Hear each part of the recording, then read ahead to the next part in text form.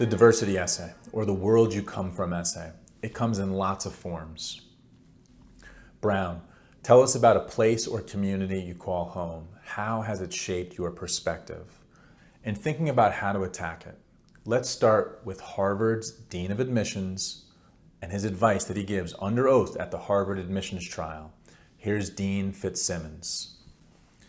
We are looking for diversity in all its forms, not just simply ethnic diversity or economic diversity, religious diversity, you name it.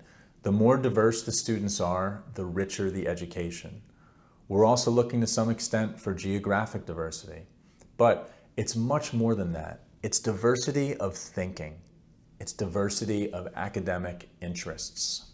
Follow the Harvard Dean's advice. Whatever your diversity category, ethnic, economic, religious, geographic, you should always say something smart about how the world you come from makes you a different type of thinker. Whether it's a farm in Montana, a neighborhood in Chicago, or a small town in West Virginia. If the world you come from entails overcoming a challenge, like poverty, prejudice, or provincialism, that's a strong story. Tell it. Just remember, our same advice applies to those experiences. Try to find a way to connect your story to ideas that you want to study as a student at a university. But now let's look at a traditional approach. When I think about my father, one thing stands out more than others, his calluses. When he showed me how to grip a football, how to change the oil on our car, or how to tape off the corner of a wall before painting, I always remember feeling his hardened calluses rough on my skin. His calluses intimidated me. I knew what they represented, a lifetime of hard manual labor, of picking up heavy buckets of paint, 2 at a time, of carrying unwieldy aluminum ladders, of gripping the handle of a paint roller for hours, for months, for years. Calluses are earned. My father doesn't realize he taught me how to think, but he did.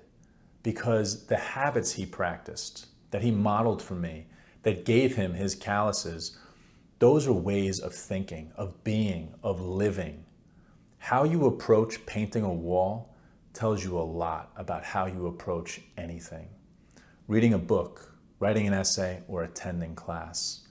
I don't have my father's calluses, but I'm lucky to have his way of thinking. Now note, this one is light on an academic connection, and so we have to be careful that someone doesn't finish this essay and think, well, that was a touching piece on his father, but why do my professors want him at our school? Notice this essay, it does just enough, right? By making a connection to the way the father's blue-collar background helps the author think.